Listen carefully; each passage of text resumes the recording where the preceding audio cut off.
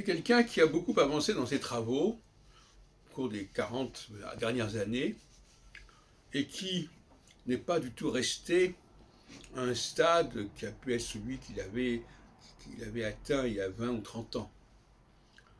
C'est pour ça que je trouve assez déplaisant des personnes qui viennent étudier des travaux que j'ai publiés il y a plus de 35 ans, sur Nostradamus par exemple, et qui disent voilà ce que Heilbronn pense sur le sujet. Non.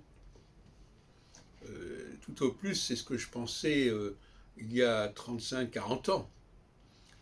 Mais alors, il y a une question de déontologie là. J'ai déjà fait des exposés sur la déontologie au niveau du plagiat, mais là, c'est un phénomène inverse.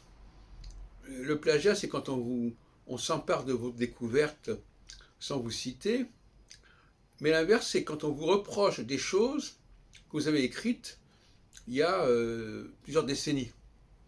C'est aussi une sorte d'indélicatesse, mais en sens inverse.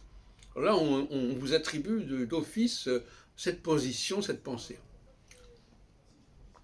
Alors, j'ai rencontré ça l'autre jour dans un travail de Patrice Guinard, qui a étudié un siècle de thèse de doctorat. Et alors, à propos de ma thèse de 79, parue en 85, il fait des observations assez peu aimables sur ma connaissance de Nostradamus, sans préciser ce que j'ai pu faire par la suite, etc. Alors, bon, ça peut se concevoir, mais il y a là quand même une ambiguïté étonnante. C'est comme les gens qui citent, alors inversement, qui citent un ouvrage dans une bibliographie, mais qui ne montrent pas comment ils s'en servent dans le corps de leur texte. Je ne vais pas citer quelque chose.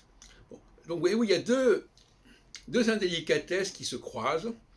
Soit on vous enlève des choses que vous avez faites, soit on vous attribue des choses que vous avez faites, mais qui ne correspondent plus du tout à votre niveau actuel.